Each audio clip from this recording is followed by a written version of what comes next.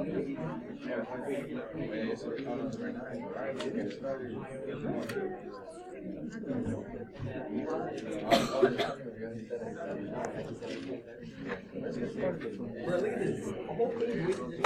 right, ladies and gentlemen, are you ready? Okay, who can tell me what a regular polygon is? Square. So what's a regular polygon?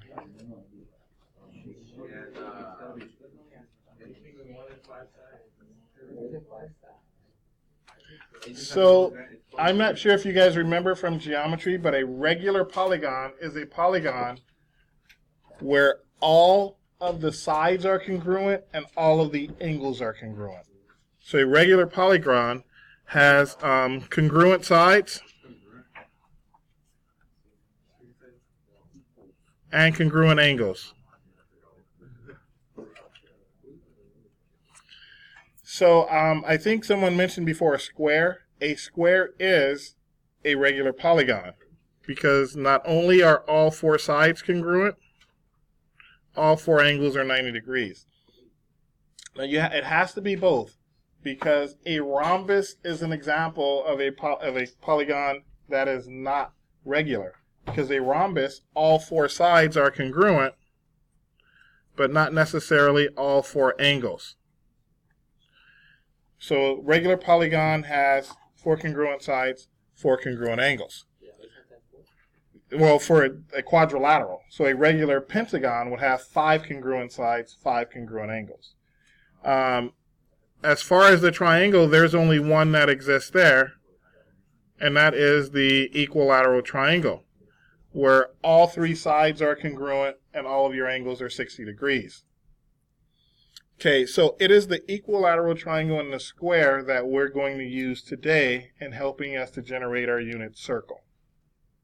All right, so let's start with the triangle. So let's say we have an equilateral triangle and all of the sides are 1. So an equilateral triangle, all of the sides are 1. Now, when we drop an altitude, here's what happens. Because I know in an equilateral triangle, all three inside angles are 60 degrees, when we draw an altitude, we do generate two congruent triangles. And the reason that I know they're congruent is, number one, both triangles share this side. And you should remember from geometry your hypotenuse leg postulate, which says if the hypotenuse and leg of one triangle is congruent to the hypotenuse and leg of another triangle, then those two triangles are congruent. Also, we should know, because we split this up, that these two angles here are congruent themselves. So you also have angle, side, angle. Angle, angle, side, angle, hypotenuse, leg. You guys remember all that from geometry? Oh yeah. That was a lot of fun, right? Okay. So what is neat that came out of this, and by the way, you guys will see some of this stuff on the SAT, those of you taking the SAT. What comes out of this is, because I know these two triangles are congruent, if this side here is 1, when we drop the altitude, then this side here is going to be 1/2, and so will that one. If this angle is 60 degrees, and that angle is 90, then I know that this angle here is 30 degrees. So what comes out of this is you have a 30, 60, 90 special right triangle. Okay, so the reason that a 30, 60, 90 right triangle is special is because the ratio of the sides are the same regardless of how long the hypotenuse is. So if we want to, so let me break it apart here. So we have this right here. And I know this is 1, this is 1/2. This is 60 degrees, and that's 30 degrees. Okay, now if I want to find that side right there, we can use the Pythagorean theorem. you have any two sides of a right triangle, you can use the Pythagorean theorem to find the third side. The Pythagorean theorem says that the hypotenuse squared, so this is only in a right triangle, the hypotenuse squared is equal to the leg 1 squared plus leg 2 squared. So we learn this as a squared plus b squared is equal to c squared, but what if I give you a triangle that has x, y, z? Then what? So the square of the hypotenuse is equal to the sum of the square of the legs. So in this case, we know that our hypotenuse is always opposite our right angle. So we get 1 squared is equal 1/2 squared plus y squared. Hypotenuse squared is equal leg squared plus leg squared. 1 is equal 1/4 plus y squared. Yes. We're going to subtract 1/4 from both sides. So 1 minus 1 over 4 gives us 3 over 4. And then now we're going to take the square root of both sides. So you're going to end up with y is equal to the square root of 3 divided by the square root of 4. So that's the square root of 3 over 2. So this side here is the square root of 3 over 2. Now, this is important because these ratio holds for any 30, 60, 90 special right triangle. So if your hypotenuse is 1, then the side that's opposite the 30-degree angle is going to be half of that. The side that is opposite the 60-degree angle is going to be square root of 2, square root of 3 over 2. Times that ratio. So what I mean to say is, let's say we have something like this. If this is x, this will be 1/2 x. Okay? And this will be 1/2 x times the square root of 3.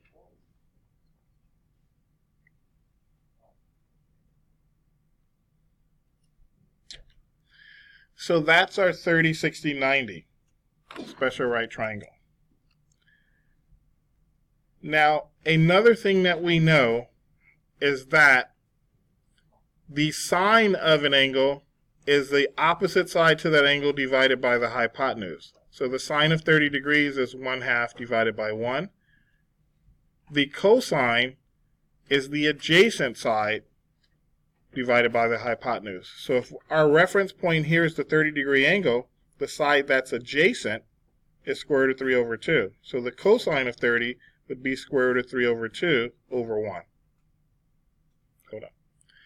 If our reference point was the 60-degree angle, sine is opposite over hypotenuse. So sine of 60, the opposite side would be square root of 3 over 2 divided by 1.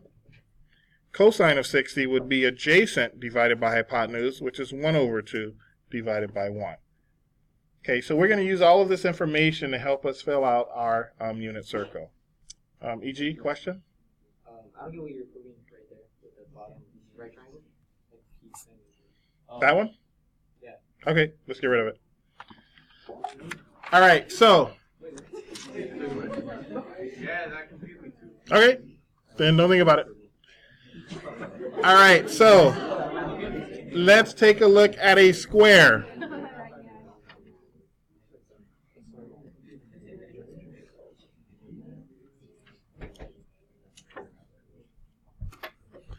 All right, so let's say we have a square, and we know all of our angles are 90 degrees. So what happens here is when we draw the diagonal, okay, you are still going to get two congruent triangles.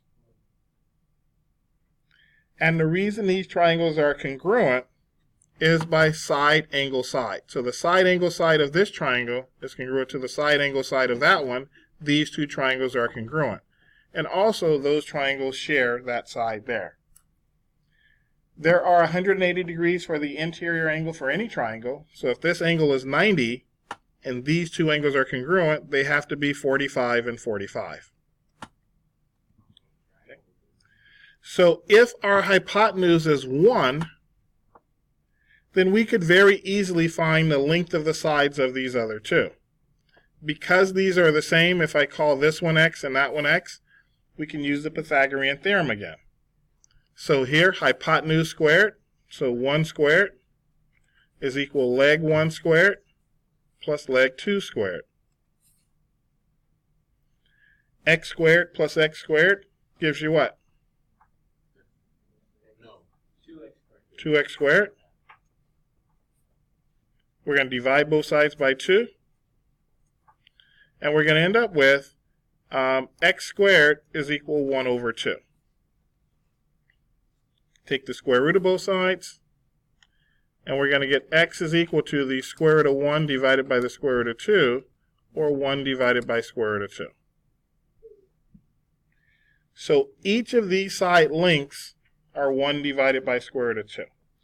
Now, what we've been conditioned to follow is that, well, we really don't like to have radicals in the denominator.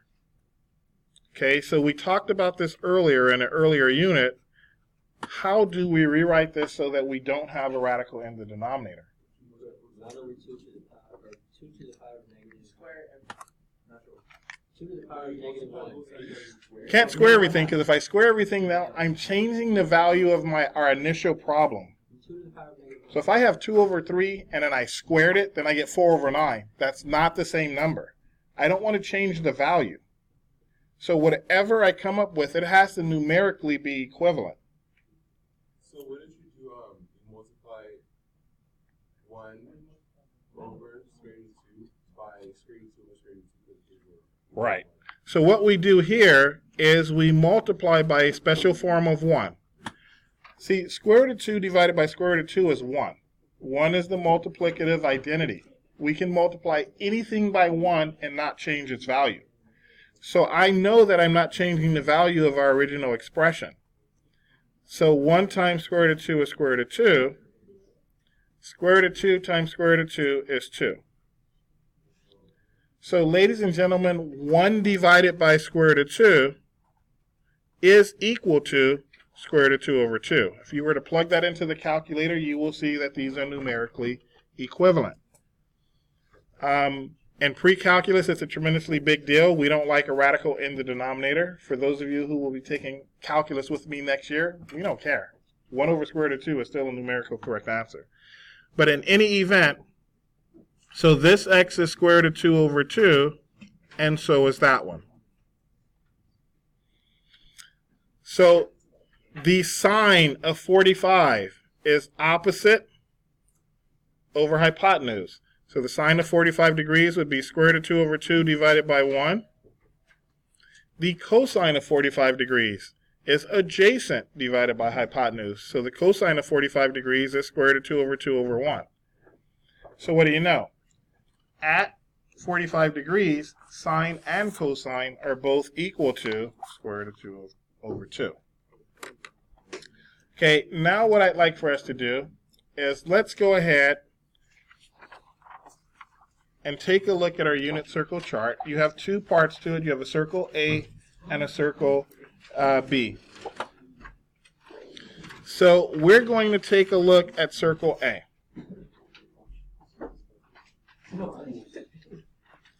Now, for circle A, we have divided this circle up into 8 parts, 8 equal parts, 8 congruent parts. And we said yesterday that a full revolution or rotation around the circle is 2 pi. So this angle here is 1/8 of 2 pi, or pi over 4. This is 2/8 of 2 pi, or pi over 2. 3/8 times 2 pi is 3 pi over 4. Okay? So here's what we're going to do. What I know here is that this angle here, the pi over 4, is 45 degrees. So 1/8 of 360 degrees is 45 degrees. So this angle here that's being made in standard position with the x-axis is a 45 degree angle, or pi over 4. Okay. So go ahead and take a straight edge, and we're going to do this.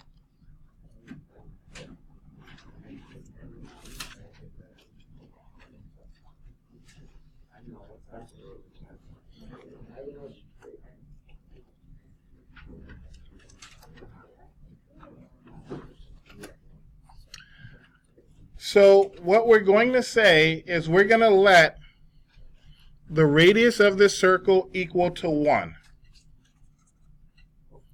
So this point here, the x-coordinate is 1, the y-coordinate is 0. Up here, our x-coordinate is 0 and our y-coordinate is 1. Over here, our x-coordinate is -1, our y-coordinate is 0. And down here, our x-coordinate is 0 and our y-coordinate is -1. So the radius of our circle is 1. This angle is 45 degrees. So if we go back and look here,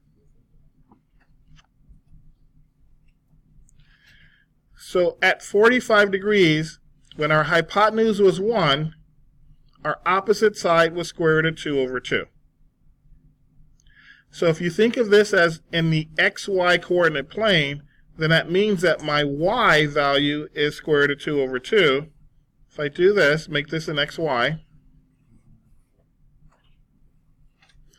then my x-coordinate is square root of 2 over 2, and so is my y. So at the 45 degrees, we get square root of 2 over 2 and square root of 2 over 2.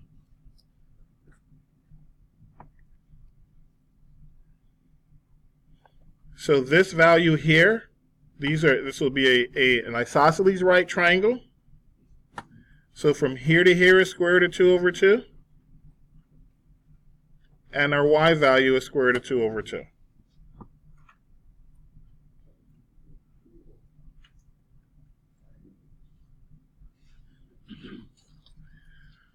Okay, now over here, same thing.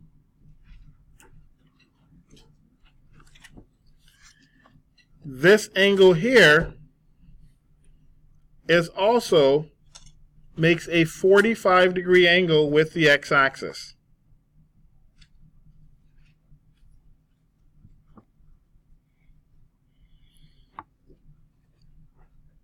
So the length here is square root of 2 over 2, and the same thing here, square root of 2 over 2. Now there's one minor change here. Now the x-coordinate is actually going to be negative square root of 2 over 2, and the y-coordinate square root of 2 over 2.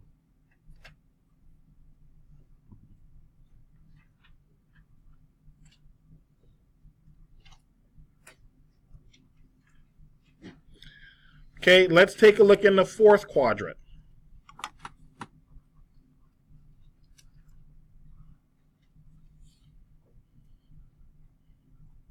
Hypotenuse is 1. What's our ordered pairs over here with this 45, 45, 90 triangle? What would our ordered pairs be over here? What's the x? Square root of 2 over 2.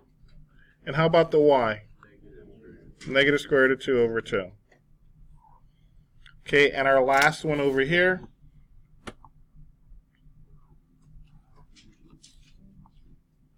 So there's our right angle there. There's our hypotenuse. Okay, what about the ordered pairs here? Negative square root of 2 over 2. Negative square root of 2 over 2. Okay.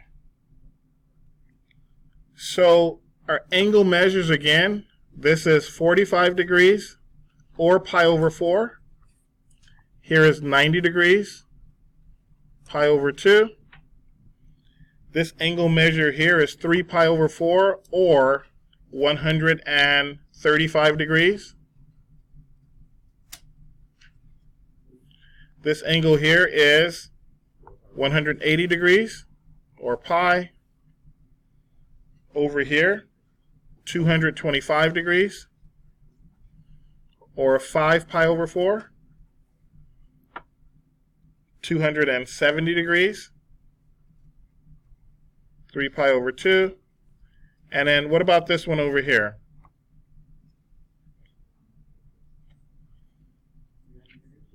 330? 315. So 315 degrees, and what is it in radians? 7 pi over 4. Okay. All right. So now let's take a look at, so in this one, so for circle A, we split this up into 8 partitions. This one, it's 12. 1, 2, 3, 4, 5, 6, 7, 8, 9, 10, 11, 12. All the way around is still 2 pi. So this first angle measure here would be 1/12 of 2 pi. So 1 over 12 times 2 pi is pi over 6. And also think about this, 360 degrees all the way around, and you're dividing it into 12 equal parts. 360 divided by 12 is 30 degrees. Yes. Pi over 6, thank you. So the ordered pairs here, again, this is 1, 0, 0, 1, negative 1, 0, and this is 0, negative 1. Okay, so at 30 degrees, let's go ahead and do this.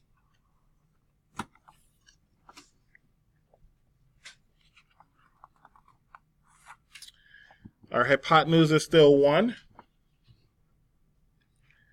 Now, when we took our equilateral triangle and we split it up into 2 congruent triangles, what we noticed was that the side that was opposite the 30 degrees was 1/2 the hypotenuse.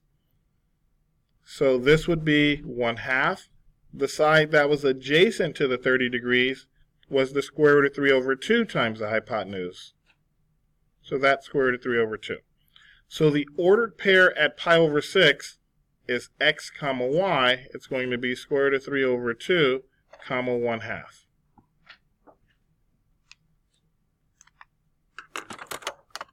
Okay. Now, if we do the same thing for the angle measure here, by the way, what is the angle measure for this point here? 60. So from here to here is 60. Okay. So our equilateral triangle again, what we noticed was that the side that was adjacent to the 60 degrees was 1/2. And the side that was opposite the 60 degrees was square root of 3 over 2. So this ordered pair would be 1/2 and square root of 3 over 2.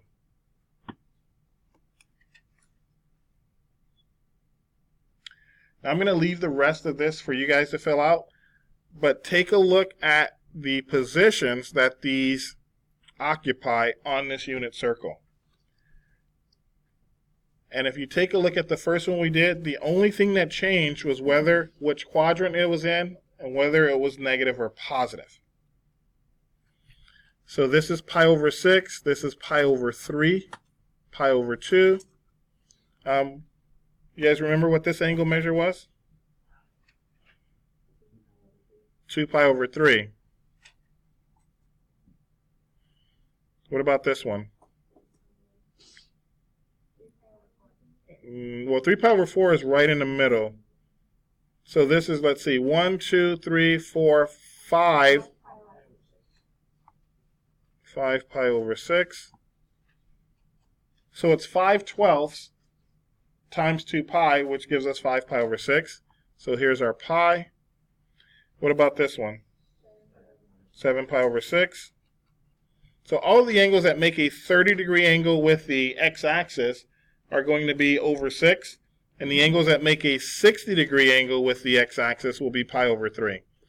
So this angle here is 4 pi over 3, okay, 5 pi over 3, and 11 pi over 6. But all of the numbers themselves, so for your angles that make a 60-degree angle with the x-axis, the x-coordinate is going to be 1/2 the y-coordinate square root of 3 over 2. You just have to determine if it's positive or negative by the quadrant. X is negative in the second and third quadrant. Y is negative in the third and fourth quadrant. everything's positive in the first quadrant. All right, any questions so far? Let's take a look. Let's take a look then at kind of our unit circle.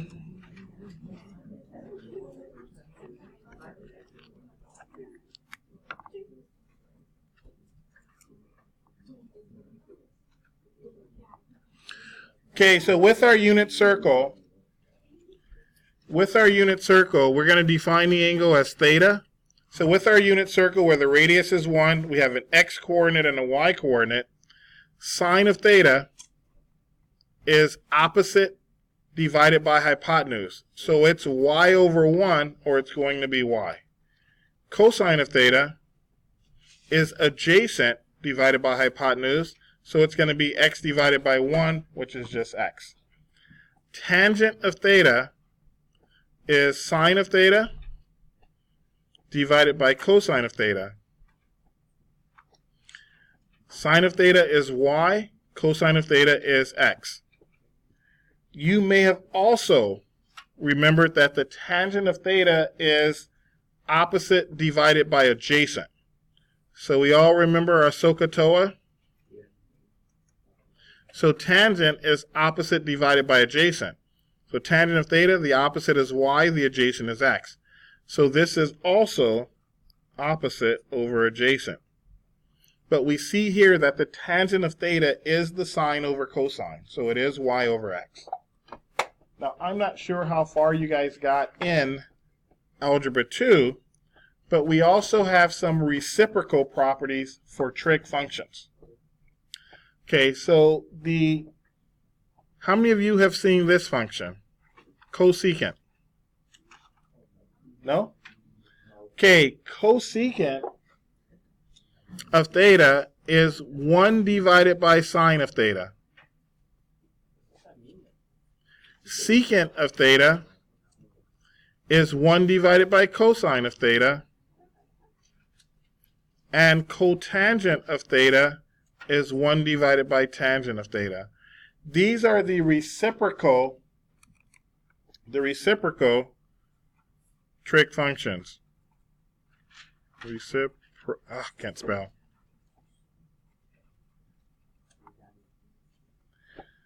So if cosecant is 1 divided by sine, and sine of theta is y, then that's 1 over y.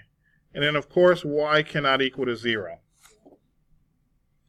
The secant of theta is 1 divided by cosine, but we said before cosine is x, so this is 1 over x, and again, x not equal to 0.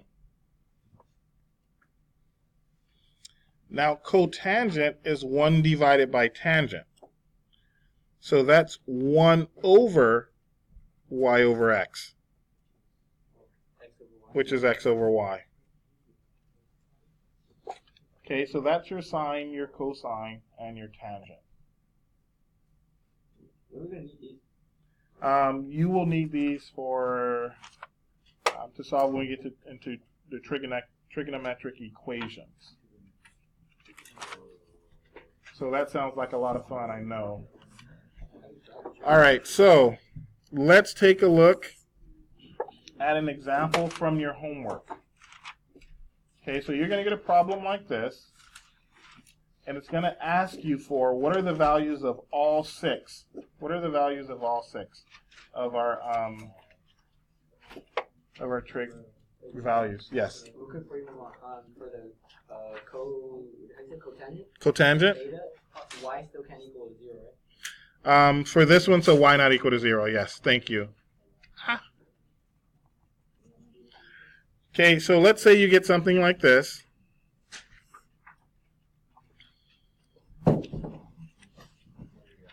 And we have something like this, and we have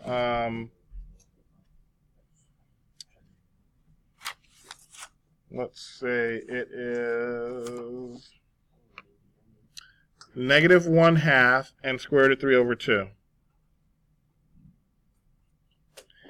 Okay, so what may be asked here is, what are the sine, cosine, tangent, cotangent, secant, cosecant of this angle for one problem? So you'll get an ordered pair, and let's say this is our angle theta.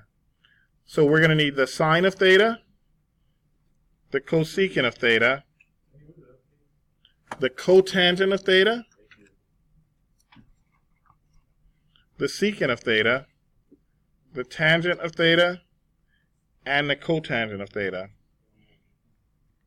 All right, so what I know is that the sine is y. Sine of theta is y because my hypotenuse is 1. So sine of theta would be square root of 3 over 2. The cosecant is the 1 over sine. It's the reciprocal of sine. So the cosecant of theta would be, if I do 1 divided by square root of 3 over 2, that's just taking the reciprocal, right? So that's going to be 2 over square root of 3. But now we're running into an issue here. Now we have a radical in our denominator. So what do we multiply top and bottom by? Square root of 3 over square root of 3. So this is going to be 2 square root of 3 over 3. Okay, this is supposed to be cosine. Okay, so cosine of theta is x. So that's going to be negative 1/2. Secant is the reciprocal of that. So what's 1 divided by negative 1/2? Negative 2. Tangent is y over x.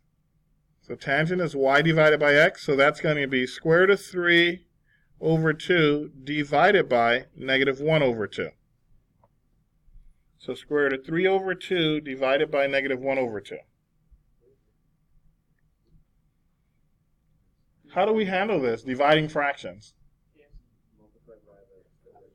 I don't know what KFC is, but I think it's probably something that tells you to do this. So square root of 3 over 2 times negative 2 over 1. Is that KFC? All right, so we're going to get negative square root of 3. So tangent of theta in this case would be negative square root of 3. So the cotangent would be the reciprocal of that. 1 over negative 1 over square root of 3. But again, we're running into an issue of a radical in our denominator. So negative 1 over square root of 3, we have to multiply it by square root of 3 over square root of 3. So we're going to get negative square root of 3 over 3. So that would be our cotangent. By the way, what angle measure are we talking about here? 120, or in radians? 4 pi over 3 is down here. 2 pi over 3. So, ladies and gentlemen, the sine of 2 pi over 3 is square root of 3 over 2. The cosine of 2 pi over 3 is negative 1/2. The tangent of 2 pi over 3 is negative square root of 3. The cosecant of 2 pi over 3 is 2 square root of 3 over 3. The secant of 2 pi over 3 is negative 2. The cotangent of 2 pi over 3 is negative square root of 3 over 3. Okay.